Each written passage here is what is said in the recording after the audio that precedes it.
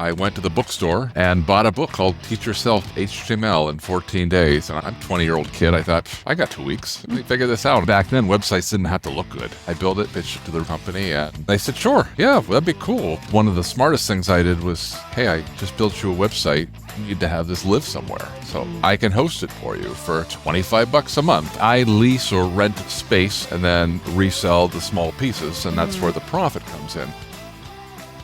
I maintain websites for small businesses. I build them, maintain them, means hosting them. They've got to have a place to live. In a way, a caretaker for probably 300 or so small businesses, mostly concentrated in the Northeast, but certainly some all around the country. That sounds like a huge job. 300 to 400 people are probably like, what do you mean you manage 300 to 400 sites? So let's break that down a little bit, maybe a little bit of how that even started and how long you've been doing that, if there's still a market for that. Yeah, there's still websites. There's still the internet. That hasn't all gone, so there's still a market. I stumbled into this in 1995. Wow. Beginning of the internet for most people. I was 20 years old, so 2 years out of high school. I didn't have a chance to go to college. I was doing a little marketing work for a real estate company, and I think it was my dad who said, hey, you should build websites. I had a computer in my room. I was always a little bit of a geek, but had no idea how to build a website. So I went to the bookstore and bought a book called Teach Yourself HTML in 14 days. And I'm a 20-year-old kid. I thought, I got 2 weeks. Let me figure this out. Back then, websites didn't have to look good. I was not good at making them look pretty, but I built it, pitched it to the real estate company, and they said, sure, yeah, that'd be cool. We'll put our houses up there on this new thing called the World Wide Web. So that's how it got started. And I made a lot of mistakes, but I think one of the smartest things I did was, hey, I just built you a website.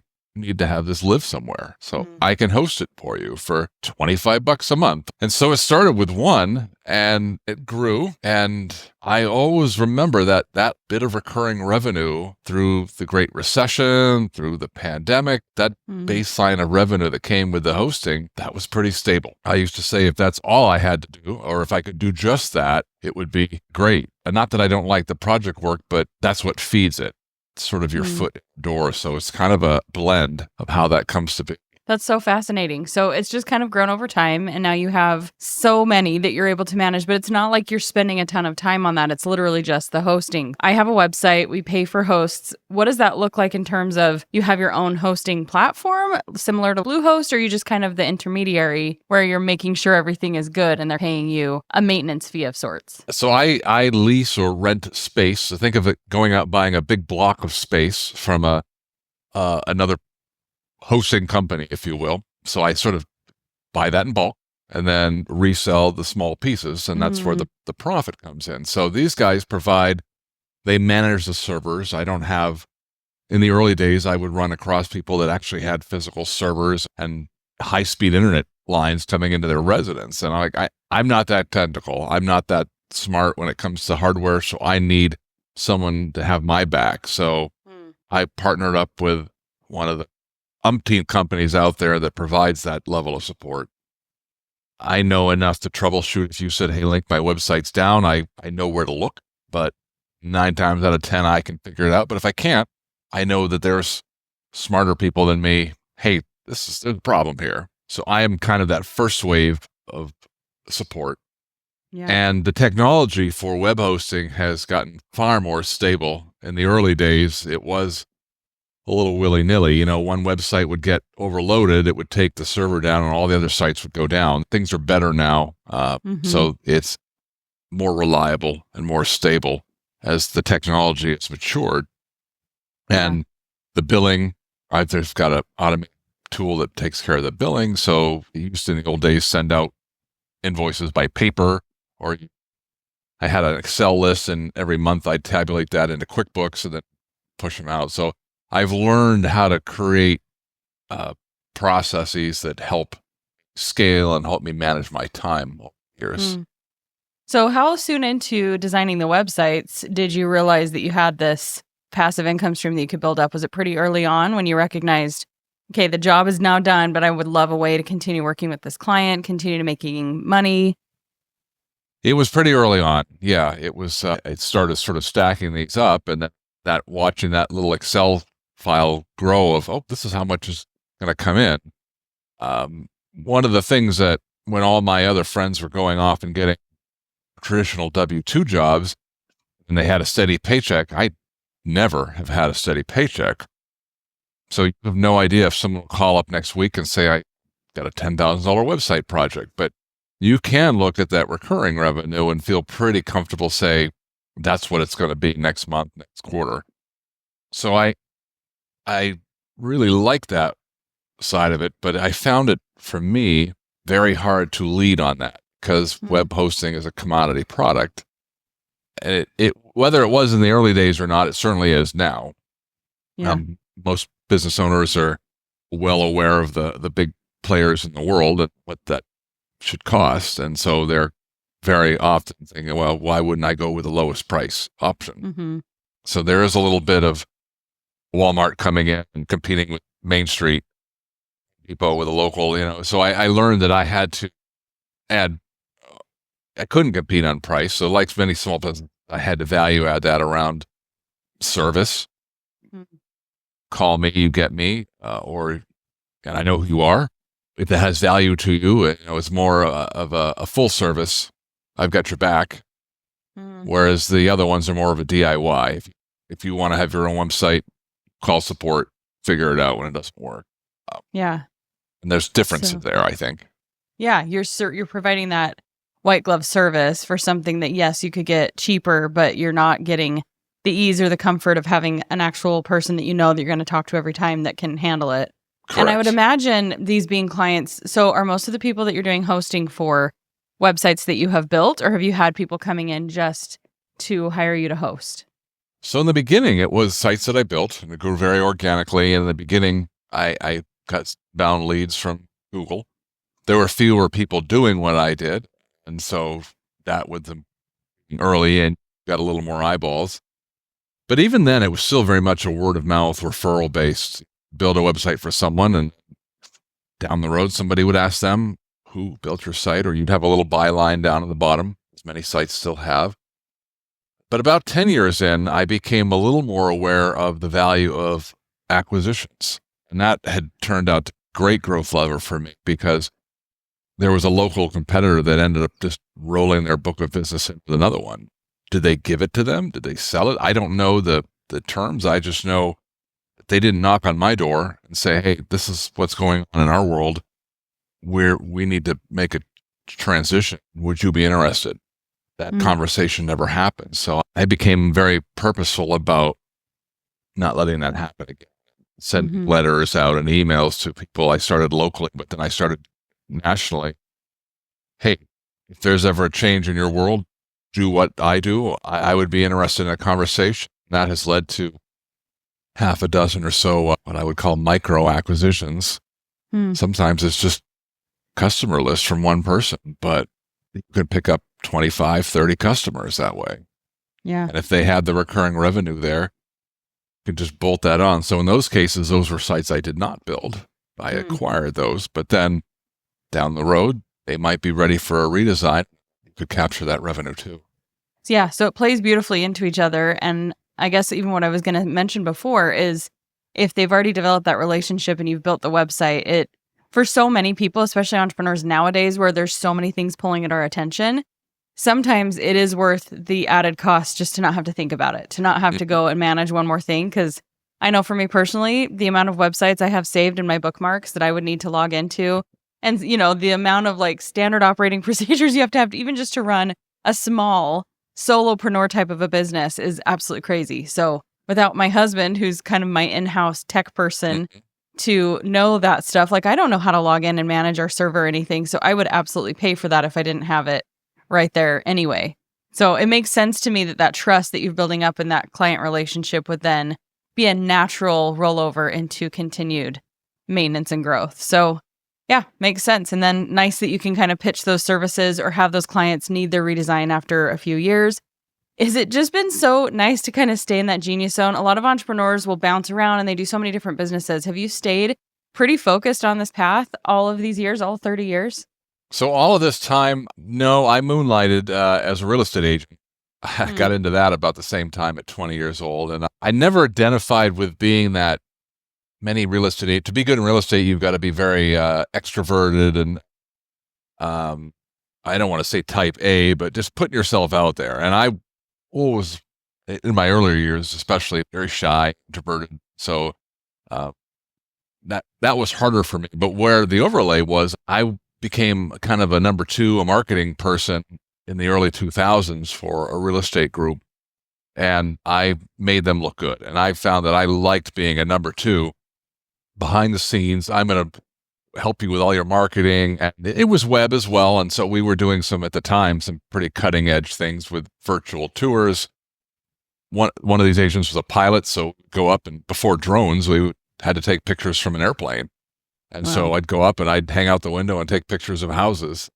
So I really loved that work. And it was commission based, like it is for real estate. And so I got a piece of the pie. The more they did, the more I made.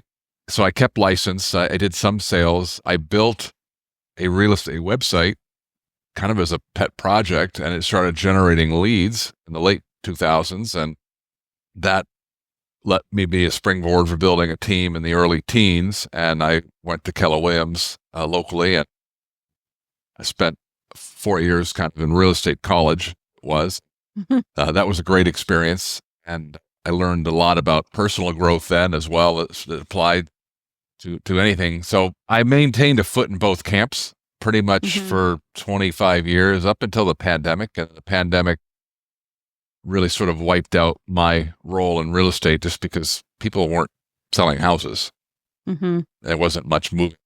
Interest rates go up, so everybody with a low rate is staying put. And, at that point I had a lot of kid commitments, and so real estate got a little trickier. But so I kept a foot in both camps. I did, in this world of websites, I learned it's hard to be everything to everyone, because you had social media coming on the scene. You had, SEO was always part of the conversation, because it wasn't too long. Hey, I got a website. Nobody's coming to it. What do we do about that? So I wanted to have answers to those questions. I had the relationship with the customer, so I wanted to help those. But I struggled a little to really add value to some of those marketing services. And I think with a website, I felt like if it's broken, I can fix it. It's fixed. Check. It's black and white, right? It's sort of like math versus English. I'd like to hire you to build a website. There, I can see it. Looks great. Where the rest of it was more, I could take your money and we could try these things that I think will help you show up higher in Google. But if they don't, I'm going to feel bad about it. And I'm a terrible salesman. So I'm going to I can't take your money if I wanted to guarantee them. And that was harder to do. So at some point I made peace with, I'm going to really focus on websites. And then WordPress around the 2006, 2007, we started using that. And I'm going to stay in my lane, WordPress websites. Not that that's the only thing we do, but that's kind of the focus, and get really good at that. And that's, I don't want to say that it's not been, it's worked. And then more so for me, just because I knew I could add value there. Sometimes you'd get into something, and when you're younger, I could do it all and figure it out. Like, oh, I can't do this. And then it could blow up on you. Yeah. That's a challenge of service businesses and people specifically who have agency model businesses where we kind of have had this mentality, my husband and I, well, we can figure it out. Like you kind of get into this rescue mode of, well, I want to be able to do that for you. I want to be able to fix all of your business problems, and I can provide every service. And I think it comes from an attitude of service. Like, you want them to succeed and you want them to have great results. And it can very easily wear you down to where you are trying to be a yes man and you're saying yes to too many things. And then the one specialty you have really starts to flounder. So I think that's an important lesson most entrepreneurs have to learn at some point. I mean, probably across industries, right? Not just in the service, but when you are service-based, it's a challenge. Like, it's a little bit of an ego, a little bit of just I want to be there for everyone. You have to overcome. And when you're younger and you're hungrier, you're thinking that way. I can't say no to anyone. Or I need the business, right? So as you mature a little, whether that's an age or just time in business, I think you start to learn where your groove is. Hey, I really don't like that. I'm really not good at doing that. And so I think you pivot a little, hopefully, as we become more mature as business owners. Start, all right, this is really what I'm good at, but I know this person over here is really good at that. So maybe I can introduce you there. And you're still helping them, just making a referral that then someone else wins and everybody wins. Hey, thanks for referring me over to Joe. He did an awesome job at XYZ. Yeah. Yep. Absolutely. Okay. So I want to talk about kind of a couple of these options for monetization. And I know you mentioned there's more than just the way of the clients that you've worked with in building their websites that have become that recurring revenue with the website hosting. And initially asked if there's still a market for this. People still have websites. So if somebody were listening to this and saying, oh, I kind of like that, like being that go-between person, I could be the service that's in between just the product here, the end product with website hosting and the client. How would you recommend somebody building that as an income stream? It starts with the relationship with the customer. That's, I think, probably the hardest part. The technical part of it, there's plenty of resources and that can be figured out. But I think, how are you going to, it's very much a relationship business. And if you're going to do it organically, sort of finding someone doing it already and maybe having the right opportunity to take that over. If you're going to do it organically, I've heard people have had good luck networking groups like there are lots of people that will focus on a niche. So if, I guess, sort of take an inventory of where you're at in life, what have you done before? Unless you're fresh out of school and don't have a career history, you probably have some traction in some industry. And this could be certainly a side hustle for people too. But what industry do you know? Where do you have some experience? Do you like that? Because everybody needs a website. Yeah. Whether it's business to business, business to consumer, mom and pop, giant companies, that's a place to look. Now, some people have found freelance websites like Upwork can be a source to find business. Now, I won't say I've given it my best. I just haven't had a lot of luck there, but I probably give it my all. But I've heard of people who've done real well with that. I use that as a site for finding freelancers to work with. So I do it as a service, but you've just got to figure out where to find it. If you're going to build a website, then you're going to think about how to host it. Some people will partner up, be a reseller for other companies. That's the easiest way to do it. But I feel like you're leaving money on the table. So if you're willing to go down the path that I did, yes, you're going to commit for some server space. But again, these days, it's pretty economical. You have a better chance of a higher profit margin, I think, that kind of control the server. And you are able to set up your sub accounts instead of, I'm just reselling a package for someone else. They still make something there. Yeah. Yeah.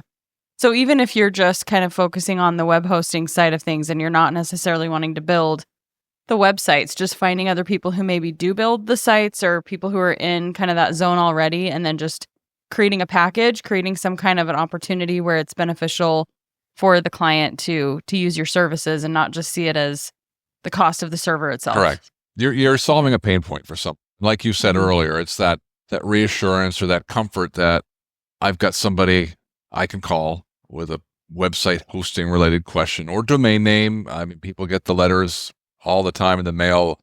I thought I paid this renewal, and then it's from Domain USA or something, or I got this email. Is this valid? So I think there's value in people having someone they can trust to answer those questions. There certainly are designers out there and there are people that build websites that don't want to host them. There is, the downside of this is you do feel like you are on call. Now, most businesses I work with, they are 9 to 5, Monday through Friday. But if you're hosting email, which is not something I necessarily recommend, but it is sticky in terms of service, someone's email go down, they know pretty quick. And so you really need to figure that out. It doesn't happen often, but technology, it's not perfect. I used to go on vacation 20 years ago and try to find places that had Wi-Fi. And back then it was not as common as it is today. Being on vacation and being disconnected was never something I could really be relaxed about. Now, plug in anywhere and just keep an eye on things. But 25 years ago, it was harder. Still in the age of dial-up, especially in more rural places. And so that is something I'm used to and live with, but something that I've had people tell me when they gave up hosting and passed it to me, I don't want to have this on me. So, whether it's 1 or 100, you're responsible, or you're the one they're going to call. Yeah. But again, if you do things well, I sort of equate it to, it's like a utility. Mm-hmm. How often do we call the power company? Only when the power's out. Yeah. And Which as long as hopefully is you're, not a lot. it's if you hopefully have a not good right. server. I've never contacted Netflix to say, hey, Mhm. Netflix isn't working. And so if you're keeping the website up and the lights are on and things are working, and if you're just doing hosting, you're just sending out the invoices, getting paid for that. Yeah. And you could do it anywhere in the world. You can work with companies. I think there's still a lot of desire, not so much around hosting, but certainly on the project side of it, to stay local. Mm-hmm. People still value that, even though you can work with anyone in the world. People still feel some local connection. So I think that's part of the value that somebody gets still. Yeah. Okay. Good to know. So you mentioned email hosting. What are some other options if people are like, I've never really thought about this as a way that I can make money, is just kind of being that in-between person. So you have the website hosting, email hosting, just essentially reselling email access, right? Like kind of reselling, I'm trying to think of the right terminology to use.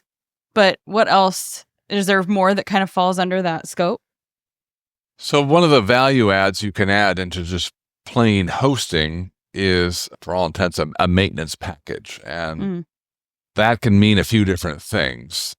In my world, it's more of a value add around, well, your website's getting backed up regularly.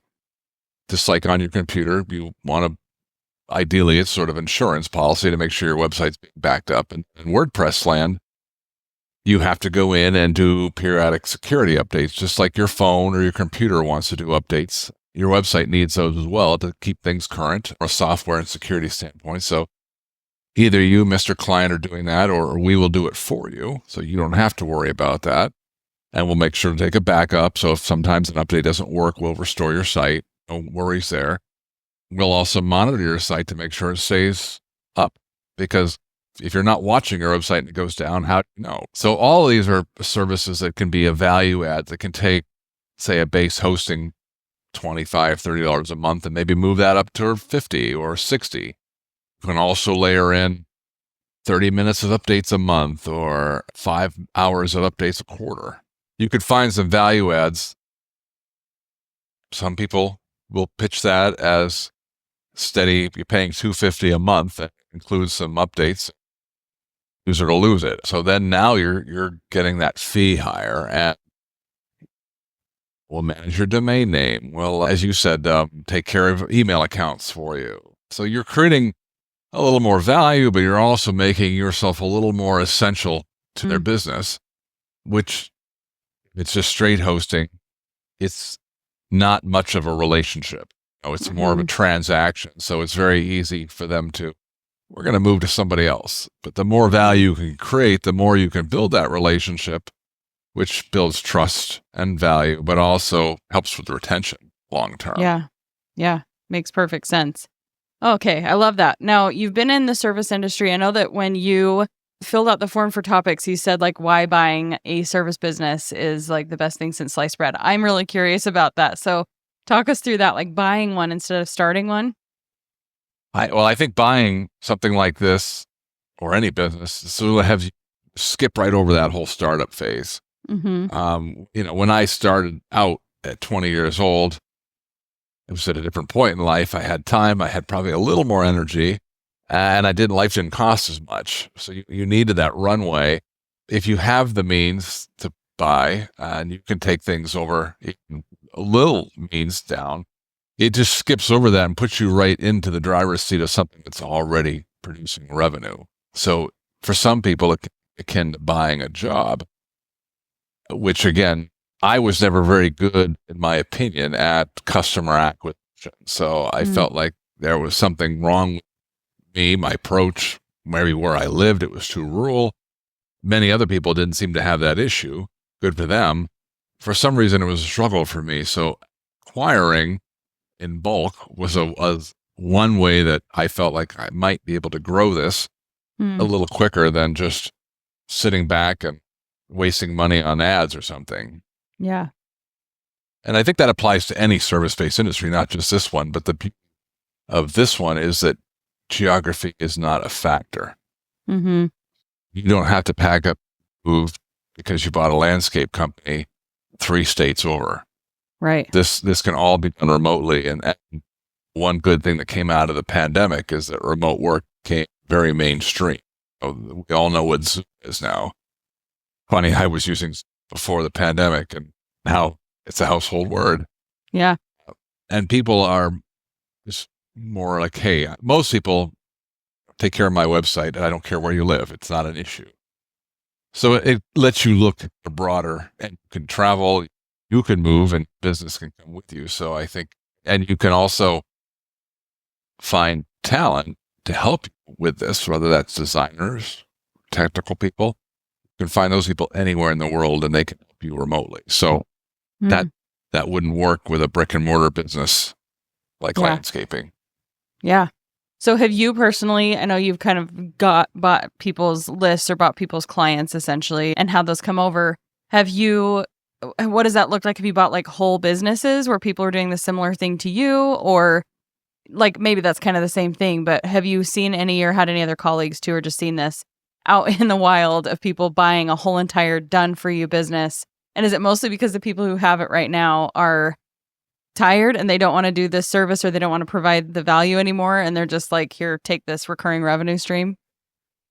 So they had a mix of reasons. Several of them were traditional retirement age. So in doing this X, Y, we're ready to do something different or not do this. Mm-hmm. There have been some that have been companies that have spun out. So sometimes an agency starts to grow, goes upstream, gets bigger customers, maybe focuses on a particular industry or niche, and then has these legacy customers that no longer fit their business model, that maybe are not as profitable as they were when they were a different stage. So that was one case. Some people are tired of working for themselves and go back out and seek W-2 employment, or have been so good at marketing that they're hired by, say, their largest client, and then it's conflict of interest. So there's many different reasons why people will, but many, it's just, hey, I'm going in a different direction. And sometimes it is traditional retirement. Those conversations are great conversations to have, and the deal structures vary widely. I've always tried to find a way to share the risk, because the risk is real of those clients. Wait a minute, I was working with Sarah. I don't know who Link is. He's not here local to me. Oh, is he going to be any good? So not everyone will be on board for that. And sometimes people burn out and come to these decisions a little too late. So there's some clients that already have their foot out the door. Mm. A transition is a very natural point to get the other foot out the door. So mitigating that risk, how do you put value on that? I think it helps me to be in the industry, because I'm going to ask them to share some of that risk. So they need to be comfortable with me, both as a person, but also as someone. Can I keep doing what they have been doing for their customer, both for their own interests, because they're going to get the value based on that, but also, hey, these customers are friends of mine. I want to make sure they're taken care of. So you have to have delicate hands, I think, to have those conversations and really be respectful of where the other party's at. Yeah. And I equate it to dating a little, as you're not going to ask for someone's hand in marriage in the first date. Getting to know the person, you've got to build some trust here. We're going to have many conversations to see if this is a fit before we sign a purchase and sale agreement or something. Yeah. Because they need to be part of the transition to ensure that they don't hand over a business that's either broken or falling apart, or they don't instill the confidence in the clients they're passing over to you to see that there's like a fit and there's still going to be the same level of care. So it's like probably also finding the alignment of the services that you naturally provide. Have you bought any businesses from people? And I know we talked a little bit about over offering services that you don't normally. Has there ever been times where you've kind of added to your offer suite a little bit to kind of match what those clients were already receiving? Yes. There was, in fact, one that I did a couple of years ago came with a good amount of graphic design, print design work. And so this was an older couple that was retiring. And so they had actually been in business pre-internet, where marketing was print and branding and that. So they continued to do that work, but then they added on the digital and the web. So it was about 50-50. And I had done some print work in my earlier years, and I always liked it. So I just needed a good designer, a print designer, and I found one to work with. It was based here in the U.S., and so was able to hand those projects off and get that designer to key up. But you're right, it did take, with these guys, none of it had to be this long, but it was about a year. Not with every client, but some of their what we call the bigger or the legacy clients that really had imprinted on them. They recognized the need to gradually wean them off. And one of these companies was going through its own transition. So the contact that we had was changing out and retiring. But I think it worked well in the end, but it just meant being on meetings together, helping my designer, new one, understand kind of the intellectual history, where for 20 years, these guys probably could read each other's minds. So we didn't have that. When that wasn't like, it's all in a Word doc here. You kind of had to figure that out. And then, nope, this is how we do it. So it was a process. It's just good communication and a willingness gets you there. Yeah. So, I mean, yeah, you brought up some good points of what people need to be looking at if they are buying. First of all, just understanding the state of the business, if it's going to be profitable. I had a friend who was going to buy a business like a year or two ago. And I was like, okay, well, first of all, what are the reasons they're selling it? And then, it was kind of the appeal of this is already built, this is already done. We can just take it over, immediately be making money. And there's always that element of, well, what were the procedures? What are like the operating things that are happening in that company? What are the gaps you're going to have to fill? What are the loyalties going to be even with other employees, which I know is less relevant when you're buying, a service-based business like this. But there are a lot of pieces you want to make sure are in place. So you're not having to go in and like clean up a huge mess, right? So you want to see what have they had in place. I'm sure that the ones like you described where it takes a year because it's all been like in the head and not necessarily down on paper in a system have been the not so much fun ones to take over. What else should people look at in a business that they're wanting to acquire or bring in those clients for their own business? I look at the seller's motivation, really understand why they're transitioning now. That reason should be one you should believe in. Mm. If it's purely fiscal, I'm a little suspect. And also that might mean you might be paying a premium too. So if it's traditional retirement, that's a good one because it's one that people, especially if they look like and they tell the story of I've been doing this 30 years, it's gray hair here and I've got a sailboat I want to go out on. That's great. That's, a person, it's like, I've done this, I'm ready, I'm planned, I'm motivated, and I have a good reason. I'm not a slip back in the industry or reinvent myself here, or this thing is cratering, I ran it into the ground. I'd like to believe that there are terms for any scenario. About 4 years ago, I bought a company or I should say I took it over, that was sort of outside my element. This was a company that was out in Colorado, and I'm here in New England, so it was a good distance away. They focused on social media content creation and management. So I thought, well, that's a good related service. It's not what I've done, but it was all retainer, good size retainers too, from like $1,300 to $3,000 a month. It came with 2 W-2 employees that work remotely. They could keep running things, and I took it over with zero down. It was all an earn out. It had been shedding clients coming into it, but I thought, well, if we can hang on to there's pretty good revenue here. But unfortunately, 5 months in, it kept losing clients, and it was to the point where it was going to get hard to make payroll. So that company, we just shut the doors. And that was a good lesson on how to structure those terms, because I worried if it went to market with a business broker who saw at the time 20,000 or more 100% recurring revenue, would they have taken a Main Street multiple of that, 3x, and said, we're going to sell this for $600K? Would that outcome have happened to the same poor person that cashed out their retirement account to do this, got an SBA loan on their home? It could have. And it was no fault of the seller. I'm not putting blame on anyone. It's just the reality of that was when Russia and Ukraine started war and gas prices started going up, and there was some uncertainty in the economy, which is not all that different than now, but for different reasons. And I think some of these clients started looking at the services also and saying, are we getting value from this? It was more of an outsourced, here, go take care of our social media, but there was real no ROI on it. And I think that the industry has shifted a little where this might have worked at one point, but the algorithms pivoted and the social media really wanted to be spending money promoting the content. So if you were just doing organic, it wasn't being seen by anyone. Mm-hmm. Where in the past it might have been more profitable. So that was a good lesson of what can happen, what does happen, which isn't talked about enough. And I structured that in a way that I didn't lose financially. So listen to your gut. And if you're going to put money down, have that not be your next housing payment.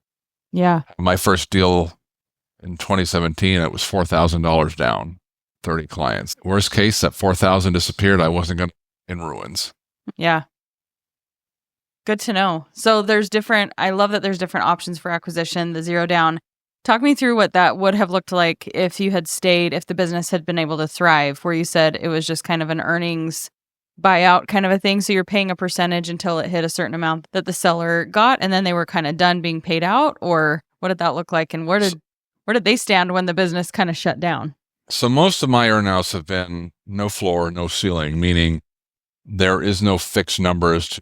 You're going to get a guaranteed amount, because it's sort of backwards math of saying I'm still promising a fixed amount. And what I would prefer to do and have done is say, okay, there's $10 a month coming in. I'm going to get a give you 50% of the gross. So that's $5 a month for the next 12 months. Now, if that $10 drops to $8, you're only getting $4. Now, if it goes up to 12, you're getting $6. So there's no ceiling or low. So you're riding this with me. It aligns us to work together to retain these clients. And if there is an opportunity to upsell, because let's say offer email services, and now that I do, you can get a part of that lift as well. Wow. It doesn't usually go that way. It usually goes the other way because some clients are moving on. But I feel like that's a fair way of sharing that risk. So if you believe in your client's stability and you believe in me, we've got something to work with here. But if you're telling me one thing, and then when we get to this point, you're saying, whoa, is that because you don't think I'm going to follow through? We got a trust issue there, or are you not that confident in the stability of your client base?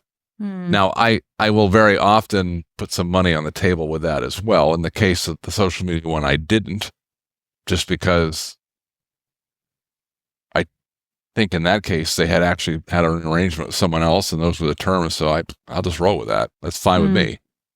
Sometimes I've had cases where somebody has tried to make a deal with somebody else. It didn't work out. They're motivated, but they're also frustrated. So I will often think, hey, what were you going to do with them? And if that sounds good to me or better than I would have done, I'm good with that. Let's just move forward. Yeah. And so they did get some payments. They got about 5 or 6 months of payments. But as the revenue went out the door, I did ask them, I said, do you want to take these back? We could ask one of the employees if they want to take that over. But I think in the end, it was just talking with a few clients and helping them find solutions is how that one played out. And it was amicable. They had already moved on to other things. So there wasn't, luckily, upsetness. It just was what it is. So I wasn't going to ride that into the red. Yeah.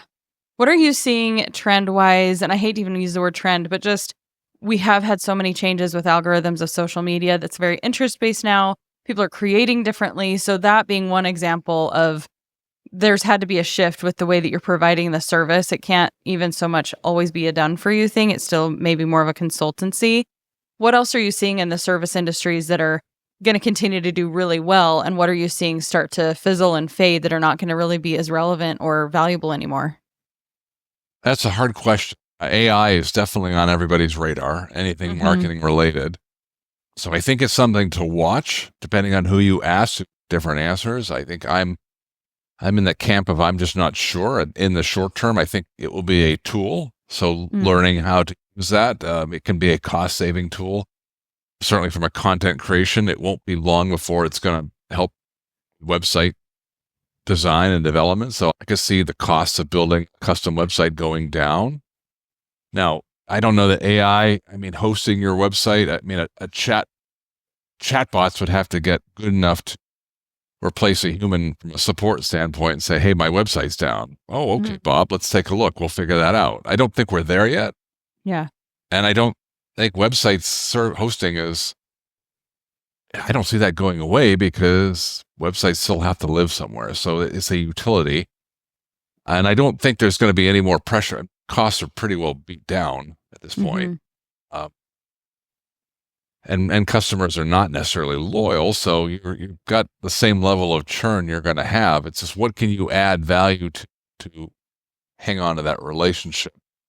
It could be around AI consulting or as a small business owner, how does AI factor into your business? Can we be that go-to person to help you from a lead generation standpoint? It certainly has a place in writing copy for ads or social media ads. So that type of technology will, I think, improve.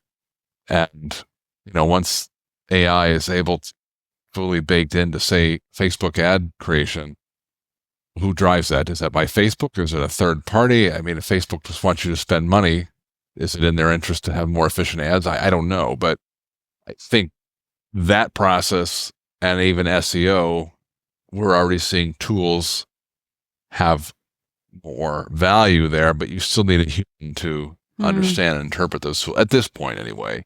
Yeah. Those trends to watch, I think, will be ones that keep going.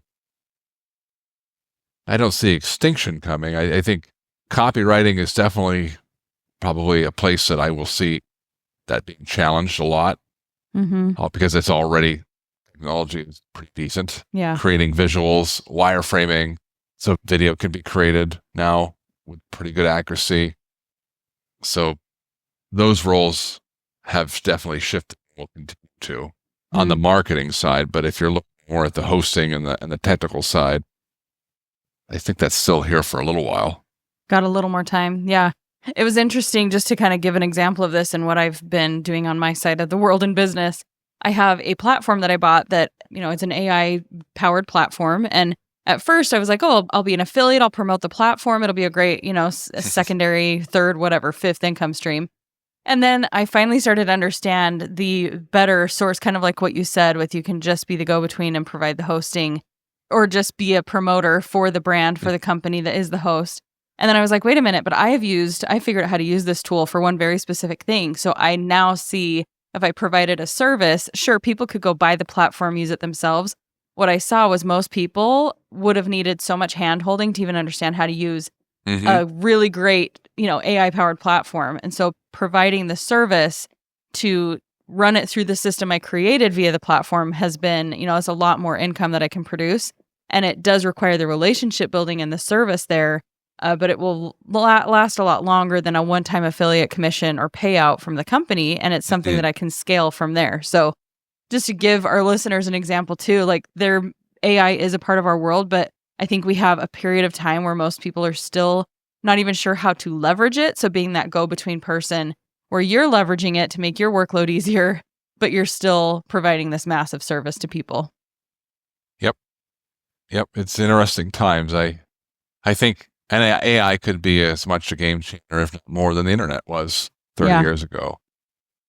To many industries, not just this one. But on the same note, AI will be, there's a service there, there's opportunity there as well. And so anybody thinking this space, I literally look at where AI can be used as a tool and get in now. This is the gold rush era of somehow to leverage that as that starts to trickle down to do some pretty cool things and again, segment yourself, find an industry. I'll pick on the landscape industry. How can AI be useful to a landscaper, a local landscaper?